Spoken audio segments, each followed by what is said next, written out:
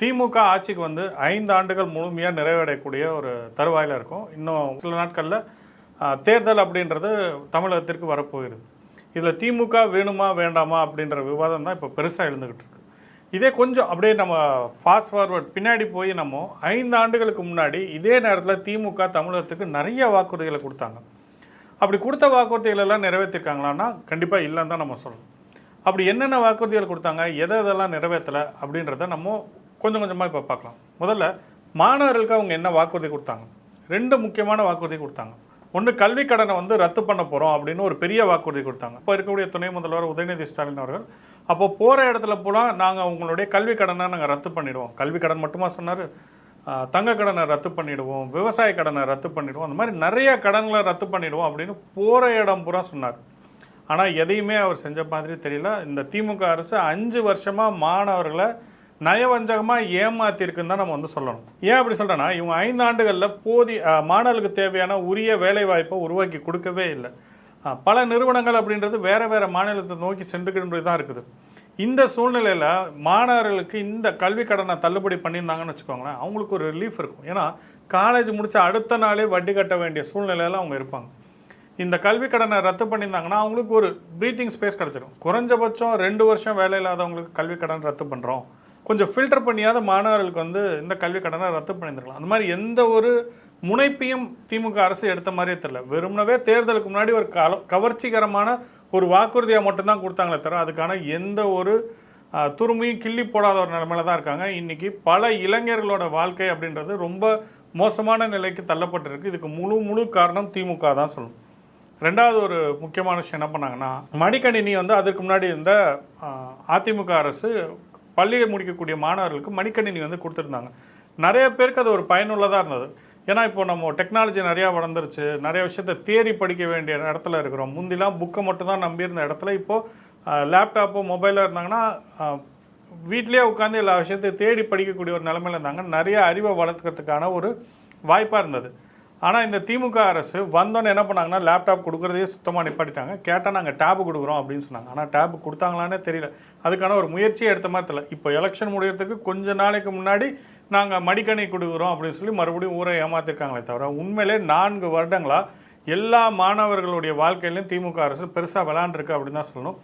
கல்வியில் சிறந்த தமிழ்நாடுன்னு முதல்வர் போகிற இடத்துலலாம் பேசுகிறார். கல்விக்கு ரொம்ப அத்தியாவசியமாக இன்றைக்கி 21ஆம் நூற்றாண்டில் மடிக்கணினி எவ்வளோ அவசியன்றதை முதல்வர் சுத்தமாக புரிஞ்சிக்கவே இல்லை அப்படின்றத தான் நம்ம புரிஞ்சுக்கணும். எந்த அளவுக்கு மாணவர்கள் மேலே அக்கறையோடு இந்த திமுக அரசு இருக்குன்றதுக்கு இது ஒரு பெரிய உதாரணமாக நம்ம எடுத்துக்கலாம். 2வது மிகப்பெரிய துறை அப்படின்னு நம்ம எடுத்துக்கிட்டோம்னா விவசாயத்துறை. இதில் 2 விதமாக நம்ம வந்து புரிஞ்சுக்கலாம். கூட்டுறவுத்துறைன்னு ஒன்று இருக்குது, அதே மாதிரி விவசாயத்துறை அப்படின்னு ஒன்று இருக்குது. விவசாயத்துக்கு நாங்கள் வந்து கூடுதல் முக்கியத்துவம் கொடுப்போம், நாங்கள் விவசாயத்துக்குன்னு தனி பட்ஜெட் போகிறோம் அப்படின்லாம் இவங்க சொன்னாங்க. உண்மையிலே தனி பட்ஜெட் போட்டாங்க, அதெல்லாம் நம்ம இல்லைன்னு சொல்ல முடியாது. ஆனால் அந்த தனி பட்ஜெட் விவசாயிகளுக்கு பயனுள்ளதாக இருக்குதா அப்படின்றத ஒரு உண்மையான கேள்வியாக இருக்குது. ஏன்னா முக்கால்வாசி மத்திய அரசுடைய திட்டத்திற்கு இவங்க தமிழில் ஒரு பேர் வச்சு அதை வந்து தமிழக அரசு தான் பண்ணியிருக்குன்னு பட்ஜெட் லேபிள் தான் விட்டாங்களே தவிர சொந்தமாக தமிழக அரசு விவசாயிகளுக்கு என்ன பண்ணுச்சு அப்படின்னு சொன்னாங்க. முதல்ல எல்லா பஞ்சாயத்துகள்லையும் விவசாயிகளுக்கு ஏதுவாக அங்கங்கே ஒரு குடோன் உருவாக்கும் அப்படின்னு சொன்னாங்க. எந்த குடோன் கட்டியிருக்காங்கன்னு தெரில, எந்த குடோன் எக்ஸ்பேண்ட் பண்ணியிருக்காங்கன்னு தெரில.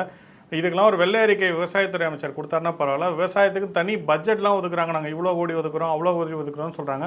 இவ்வளோ நாங்கள் செஞ்சுருக்கோம் அப்படின்னு சொன்னாங்கன்னா நம்ம தெரிஞ்சுக்கிறதுக்கு ஃபஸ்ட்டியாக இருக்கோம். அப்படி எதையுமே அவங்க சொல்கிறது கிடையாது. இந்த வருஷம் ரொம்ப கெடுவாய்ப்பாக என்ன இருக்குன்னா, மழை நல்லா பெஞ்சிருக்கு, விவசாயம் நல்லா நடந்திருக்கு, விவசாயிகளுக்கு நிறைய விளைச்சல் கிடச்சிருக்கு. ஆனால் அதை எடுத்துன்னு கொண்டு போய் விற்கிறதுக்கு நடுவில் இந்த போதுமான குடோன் சப்ளை இல்லாதனால மழை பெஞ்சு பாதி பயிர்களுக்கு மேலே வீணாக போனதான் மிச்சம். விவசாயிங்க அவங்களுடைய விளைநிலத்தில் நின்று அழுததை நம்ம இந்த வருஷம் கண்கூடாக பார்த்துருப்போம். அந்த அளவுக்கு ஒரு மோசமான ஒரு நிலைமையில தான் விவசாயத்தை வச்சுருக்காங்க. ஒரு பக்கம் விவசாயத்துக்கு 2 அமைச்சர் வச்சுருக்காங்க. ஒன்று விவசாயத்துறை அமைச்சர் வச்சுருக்காரு, இன்னொன்று கூட்டுறவுத்துறை அமைச்சர் வச்சுருக்காங்க. 2 பேரும் ஒரு ஒற்றுமையோட வேலை பார்க்குறதே கிடையாது. விவசாயம்னா நாங்கள் வெறும் நாற்று நடுறதோட என் வேலை முடிஞ்சு போயிடுச்சுன்னு விவசாயத்துறை அமைச்சர் போயிடுறாரு. பொருளை எடுத்து வந்து கொடுத்ததுக்கப்புறம் தான் நாங்கள் செயல்படுவோன்னு கூட்டுறவுத்துறை அமைச்சர் இருக்கார். 2க்கும் நடுவில் இருக்க ஒரு கோஆர்டினேஷன் இல்லாதனால இந்த வருஷம் விவசாயிகளுக்கு பெரிய நஷ்டம் தான் வந்திருக்கு அப்படின்றத நம்ம புரிஞ்சுக்கலாம். இவங்க என்ன சொன்னாங்கன்னா, விவசாயிங்களுக்கு இந்த ப்ரைவேட் கம்பெனிஸு இல்லாட்டி அரசோடைய நிறுவனங்கள் இவங்ககிட்ட வந்து கொள்முதல் பண்ணதுக்கு இன்னும் நிறையா பெண்டிங் இருக்குது, பேலன்ஸ் இருக்குது. நாங்கள் ஆட்சிக்கு வந்தோடனே ரொம்ப ஸ்ட்ரிக்டாக இது வரைக்கும் இருக்கக்கூடிய எல்லா பெண்டிங் பேலன்ஸையும் விவசாயிகளுக்கு நாங்கள் வந்து பெற்றுக் கொடுப்போம் அப்படின்னு வாக்குறுதி கொடுத்தாங்க. இன்றைக்கி வரைக்கும் வாக்குறுதியாக மட்டும்தான் இருக்குது. விவசாயிகள் வீட்டுக்கு பணம் வந்து சேர்ந்ததா தெரியவே இல்லை. அந்த அளவுக்கு இன்றைக்கி நிலைமை ரொம்ப மோசமாக இருக்குது. இந்த வேளாண் பட்ஜெட் போடுறதுல இவங்க முக்கியமாக சொல்லக்கூடிய ஒரு முக்கியமான விஷயம் என்னன்னா, தமிழ்நாட்டில் இருக்கக்கூடிய எல்லா இடசாதிகளும் வைக்கக்கூடிய ஒரு பெரிய குற்றச்சாட்டு என்ன, நாங்கள் கார்பரேட்டுக்கிட்டேருந்து பெரிய முதலாளிகள்கிட்டருந்து விவசாய நிலத்தை காப்பாற்ற போகிறோம், இயற்கையை காப்பாற்ற போகிறோம், பேணி காப்பாற்ற போகிறோம்னு பக்கமாக வசனம் பேசிக்கிட்டே இருப்பாங்க. நம்ம எல்லாத்துக்கும் தெரியும், நெய்வேலியில் விளைநிலங்களை என்எல்சி வாங்கியிருக்காங்க, அதை வந்து மீட்டு கொடுப்பாங்கன்னு திமுக அரசுக்கிட்ட எல்லாரும் எதிர்பார்த்தாங்க. ஆனால் அதை மீட்டு கொடுக்கறதுக்காக தெரியவே இல்லை. அந்த நிலத்தை பூராத்தையும் என்எல்சிக்கிட்டே கொடுத்துட்டாங்க. ஆனால் விவசாயிங்க போராடியும் அவங்களுக்கு ஒரு நியாயமான கோரிக்கையை கூட இந்த திமுக அரசு செய்யலை. ஆனால் ஊரில் என்ன வசனம் பேசுவாங்க, நாங்கள் தான் விவசாயிகள் நண்பன், நாங்கள் இயற்கையை பாதுகாக்கிறோம் அப்படின்னு சொன்னாங்க. முதல் கதிராமங்கலத்தில் பூமிக்கடியிலிருந்து நேச்சுரல் கேஸ் எடுக்கிறதுக்கான திட்டத்தை போட்டது திமுக தான். பின்னாடி இது வந்து மக்களை பாதிக்கிறதுன்னு நாடகம் ஆடினதும் திமுக தான். ஜல்லிக்கட்டை பேன் பண்ணதும் திமுக தான். பின்னாடி ஜல்லிக்கட்டுக்கு நாங்கள் தான் போராடணும்னு நின்னதும் திமுக தான். இந்த மாதிரி விவசாயிகளுக்கு சொல்கிறது ஒன்று செய்கிறது ஒன்றுமா தான் திமுக இருந்துகிட்டே இருக்குது. அவங்களுடைய வாழ்வாதாரத்தில் எந்த ஒரு அக்கறையும் திமுக காட்டினதே கிடையாது. விவசாயத்துக்கு ரொம்ப அடிப்படையாக இருக்கிறது ஒன்று நீர், இன்னொன்று மண் வளத்தை வந்து பாதுகாக்கிறதுக்கு நாங்கள் நிறைய விஷயங்கள் செய்வோம் அப்படின்னு சொன்னாங்க.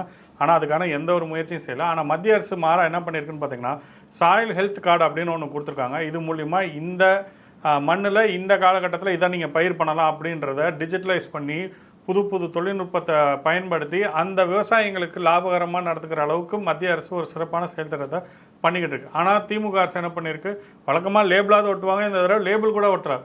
அதுதான் பிஜேபி பண்ணதே, நம்ம எதை கண்டுக்கணும்னு கண்டுக்காமையாக விட்டுட்டாங்க.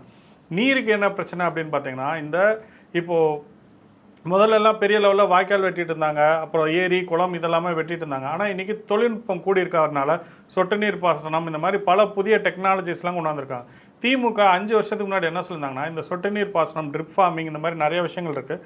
இதிலெல்லாம் யாரெல்லாம் செலவு பண்ணி செஞ்சுருக்காங்களோ அவங்களுக்குலாம் 90% வரைக்குமான மானியம் வழங்கப்படும் அப்படின்னு திமுக அரசு சொன்னாங்க. ஆனால் 5 வருஷம் ஆயிடுச்சு, ₹1 கூட மானியம் இன்னைக்கு வரைக்கும் விவசாயிகளுக்கு போய் சேரவே கிடையாது. பொய்யான வாக்குறுதிகளை எதுக்கு திமுக கொடுப்பானே, அதை ஏன் செய்யாமல் விடுவானேங்கிறது தான் கேள்வியாக இருக்குது. 5 ஆண்டுகள் முடிஞ்சிருச்சு, புதிய வாக்குறுதிகளை கொடுக்க ஆரம்பிச்சிட்டாங்க, பழச எல்லாத்தையும் அப்படியே மறந்து போயிட்டாங்க. இதுதான் திமுக விவசாயிகளுக்கு பண்ணக்கூடிய பெரிய துரோகமாக நான் பார்க்குறேன். குறிப்பாக பெண்களின் சுய முன்னேற்றத்திற்கு நாங்கள் தான் காரணம், பெண்கள் இன்னைக்கு வந்து சொத்து வாங்குறாங்கன்னா, அவங்களுடைய சொத்தை அணிவிக்கிறாங்கன்னா அதுக்கு நாங்கள் தான் காரணம் அப்படின்னு திமுக வந்து பெண்கள் முன்னேற்றத்திற்கு லேபிள் ஒட்டாத இடமே கிடையாது. ஆனால் இன்றைக்கி தமிழ்நாட்டில் பெண்கள் ஒரு பாதுகாப்பற்ற நிலைமையில தான் நிற்கிறாங்க.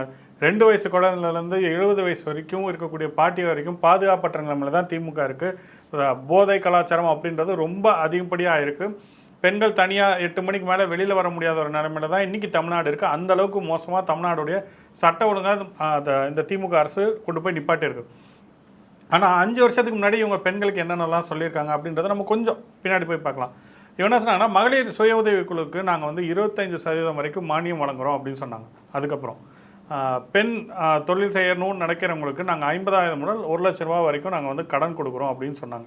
2வது, பெண்களுக்கு எதிராக நடக்கக்கூடிய அநீதிக்கு தனியாக ஒரு நீதிமன்றம் வைக்கிறோம் அப்படின்னு சொன்னாங்க. இதெல்லாம் இன்றைக்கி நடந்திருக்கான்னா நடக்கவே இல்லை. அதுதான் யதார்த்தமான ஒரு உண்மையாக இருக்குது. பெண்களுக்குன்னு இவங்க எதுவுமே பண்ணலை, மாறாக பெண்களுடைய பாதுகாப்பை இன்றைக்கி கேள்விக்குறியாக்கிருக்கு. அதுதான் திமுக அரசு. பெண்களுக்கு பாதுகாப்பற்ற ஒரு நிலைமையில தான் நீங்கள் தமிழ்நாட்டில் கொண்டு போய் வச்சுருக்கு. பெண்களை ஒரு ஓட்டு வங்கியாக மட்டும்தான் திமுக அரசு பார்த்துருக்கு. அதுக்காக இவங்க கனிமொழி போன்ற ஒரு சில பெண்களை மட்டும் முன்னிறுத்தி நாங்கள் பார்த்தீங்களா எவ்வளோ பெண்களுக்கு பண்ணியிருக்கோம் அப்படின்னு சொல்கிறாங்க. உண்மையிலே அது யதார்த்தமான உண்மை. இவங்க பெண்களுக்கு ஒன்றும் பண்ணலை அப்படின்றது தான் நம்ம புரிஞ்சுக்க வேண்டியது. திமுக அப்படின்னாலே தமிழுக்கு நாங்கள் தான் பெருசாக செஞ்சோம், தமிழால் நாங்கள் முன்னேறினோம் அப்படின்னு திமுக சொல்லுவோம். ஆனால் தமிழுக்கு திமுக என்ன பண்ணியிருக்குன்னு பார்த்தீங்கன்னா, பெரிய சைஸ் கோழி முட்டை தான், ஒன்றுமே பண்ணல. இது இப்போ இல்லைங்க, 1965 இவங்க ஜெயிச்சதுலேருந்து இப்போ வரைக்கும் தமிழுக்குன்னு திமுக என்ன பண்ணியிருக்குன்னு பாருங்களேன், ஒன்றுமே பண்ணலை. தமிழ் வழி கல்விகள் பூராத்தையும் அழிச்சிட்டாங்க. இருக்க கவர்மெண்ட் ஸ்கூலில் 1-2 இருக்கக்கூடிய கவர்மெண்ட் ஸ்கூலையும் கொஞ்சம் கொஞ்சமாக க்ளோஸ் பண்ணிக்கிட்டே வராங்க. இன்றைக்கி இருக்கக்கூடிய திமுக அமைச்சர்களுடைய மகன்கள் யாரும் தமிழை 2வது படமாக கூட படிக்கிறதில்ல.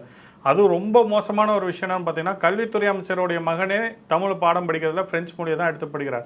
அந்த அளவுக்கு இன்றைக்கி நாட்டுடைய நிலைமை மோசமாக இருக்குது. தமிழ் மொழிக்கு ஒரு இருப்பிடமே இல்லாத ஒரு நிலைமையில தான் இருக்குது. தமிழை வளர்க்குறேன்னு சினிமாவை போய் பார்த்துக்கிட்டு உட்காந்துருக்காரு முதலமைச்சரும் துணை முதலமைச்சரும்.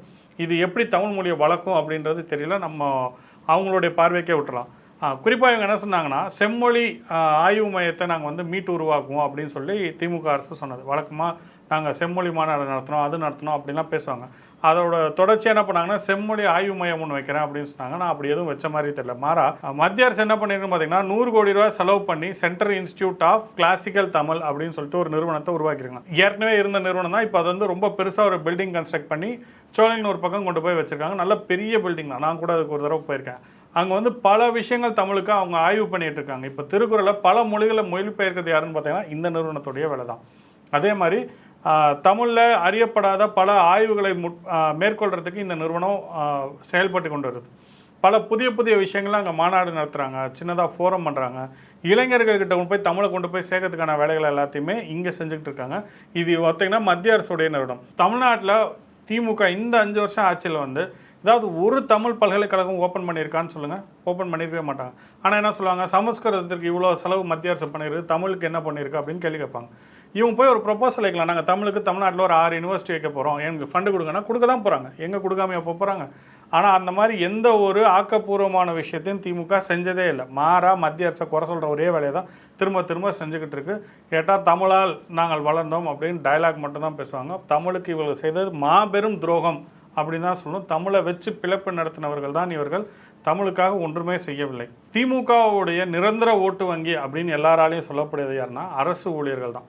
இந்த தடவை பெருசாக அரசு ஊழியர்களை யார் ஏமாத்தினான்னு பார்த்தீங்கன்னா திமுக. குறைஞ்சபட்சம் இதுக்கு முன்னாடி இந்த அதிமுக அரசு ரொம்ப நியாயமாக செயல்பட்டாங்க. அரசாங்கத்திட்ட பணம் இல்லை, எங்களால் இவ்வளோதான் செய்ய முடியுங்கிறது ஒரு வெளிப்படைத்தன்மையோடவாது அவங்க சொன்னாங்க. ஆனால் திமுக என்ன பண்ணாங்க, நாங்கள் இதை செய்து விடுவோம், அதை செய்து விடுவோம், டெம்பரவரி இருக்கக்கூடிய ஸ்டாஃப்ஸை வந்து நாங்கள் அரசு வேலையில் அமர்த்தி விடுவோம் அப்படின்லாம் நிறைய வாக்குறுதி கொடுத்தாங்க. எதையுமே செய்யலை. இவங்க கொடுத்ததுலேயே பெரிய ஏமாத்து வேலை என்னன்னு பார்த்தீங்கன்னா பழைய பென்ஷன் ஸ்கீமை கொண்டு வந்துட்டோம் அப்படின்னு சொன்னாங்க. நான் கூட ஒரு நிமிஷம் அரண்டு போயிட்டேன், திமுக எப்படி இதெல்லாம் செஞ்சுருக்கு அப்படின்னு. ஏன்னா இந்தியாவிலேயே நீங்கள் ஹிமாச்சல் பிரதேஷ்லையும் பஞ்சாப்லேயும் பழைய பென்ஷன் ஸ்கீமை கொண்டு வந்திருக்காங்க. அது வந்து ஒரு நிதிச்சுமையை தரக்கூடிய ஒரு விஷயமா தான் இருந்தாலும் அவங்க சொன்னதை செஞ்சுருக்காங்க குறைஞ்சபட்சம். தமிழ்நாட்டில் முதலமைச்சர்கள் இதை அறிவித்தோன்னே எனக்கு பெரிய ஆச்சரியம்.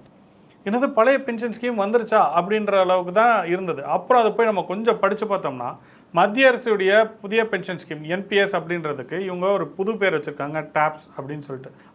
அரசு ஊழியர்கள் வந்து என்ன பண்ணாங்கன்னா பழைய பென்ஷன் ஸ்கீமில் அரசு ஊழியர்கள் ₹1 பணம் கொடுக்கணுன்ற அவசியம் இல்லை. இவங்க வேலையை விட்டு போகும்போது இவங்க வாங்கிட்டு இருந்த சம்பளத்தில் 50% பென்ஷனாக வரும். ஆனால் இப்போ என்ன பண்ணியிருக்காங்கன்னு பார்த்தீங்கன்னா அரசாங்க ஊழியர்கள்ட்ட வந்து அவங்க வாங்கக்கூடிய சம்பளத்தில் 10% இவங்க பிடிச்சிருக்காங்க. அதுக்கப்புறம் 15% நாங்கள் போடுவோம் அப்படின்னு மத்திய அரசு சொல்லியிருக்கு. இவங்க வந்து 25% போடுவோம் அப்படின்னு சொல்லி தமிழக அரசு சொல்லியிருக்கு. இதை வந்து அக்குமுலேட் பண்ணிக்கிட்டே வந்து கடைசியில் இதுலேருந்து வரக்கூடிய வட்டியை தான் திருப்பி அரசு ஊழியர்களுக்கு வந்து பென்ஷனாக கொடுக்க போகிறாங்க. இதுலேயுமே முழுசாக அந்த வட்டியை கூட கொடுக்க போகிறது கிடையாது. அவங்க வாங்குகிற சம்பளத்தில் பாதின்னு சொல்லி அதில் மிச்சம் வரக்கூடிய எக்ஸ்ட்ரா வர அமௌண்ட்டையும் தமிழக அரசு எடுத்துக்கிறதுக்கான வேலையை தான் பார்த்துக்கிட்டு இருக்காங்க. உண்மையிலேயே சொல்லணும்னா பழைய பென்ஷன் ஸ்கீம்னு இவங்க கொண்டாந்துருக்க இந்த புதிய பென்ஷன் ஸ்கீம் அப்படின்றது அரசு ஊழியர்களை நம்ப வைத்து ஏமாற்ற ஒரு காரியம் தான். இது மட்டும் கிடையாதுங்க, நிறைய பேர் போராடி இருக்காங்க, நிறையா துறையில் போராடி இருக்காங்க. செவிலியர்கள் போராடி இருக்காங்க, மாற்றுத்திறனாளிகள் போராடி இருக்காங்க, அதே மாதிரி பகுதி நேர ஆசிரியர்கள் போராடி இருக்காங்க. இவங்க எல்லாத்துக்கும் திமுக பேச்சுவார்த்தை கூட செய்ய தயாராக இல்லை. இவங்களெல்லாம் குண்டா கட்டா தூக்கிட்டு போய் ஊருக்கு வெளியில் அங்கங்கே வெளியில் வர முடியாத ஒரு இடத்துல தான் கொண்டு போய் இறக்கி விட்டு வந்திருக்காங்க. அதுவும் குறிப்பாக சொல்லணும்னா துப்புரவு பணியாளர்கள்ட்ட இந்த திமுக அரசு பண்ண விஷயம் அப்படின்றது ரொம்ப ரொம்ப கண்டிக்கத்தக்க ஒரு விஷயமாக தான் பண்ணியிருக்கு. அவங்க நியாயமாக ஒரு போராட்டம் நடத்தியிருக்காங்க ரிப்பன் பள்ளியில். ஏன்னா அதுதான் அவங்களுடைய மெயின் ஆஃபீஸ். அங்கே ஏன் நீங்கள் போராட்டம் நடத்துறீங்கன்னு அவங்களை கேள்வி கேட்டு அவங்கள எந்த அளவுக்கு துன்பப்படுத்த முடியுமோ அந்த அளவுக்கு துன்பப்படுத்திருக்கிறது திமுக அரசு. உண்மையிலே அரசு ஊழியர்களை டேக் ஃபார் கிராண்ட் எடுத்திருக்காங்கன்னு தான் நம்ம வந்து சொல்லணும். இன்னும் இந்த மாதிரி பல விஷயங்கள் அவங்க 5 வருஷத்துக்கு முன்னாடி இதெல்லாம் செய்வோம் அப்படின்னு சொல்லி ஆட்சிக்கு வந்தாங்க. ஆனால் அது எதையுமே திமுக அரசு செய்யலை. மாறா அவங்களெல்லாம் நம்பி ஏமாற்றிருக்காங்க அப்படின்னு தான் சொல்ல. நான் இவங்க பண்ண துரோகத்தோடைய ரொம்ப சிறிய பகுதியை தான் நான் எடுத்து கொடுத்துருக்கேன். மேலும் இந்த கண்டென்ட் உங்களுக்கு பிடிச்சிருந்ததுன்னா நீங்கள் லைக் பண்ணுங்கள், மற்றவங்களுக்கு ஷேர் பண்ணுங்கள், உங்களோட கமெண்ட்ஸை கீழே போடுங்க. நன்றி, வணக்கம்.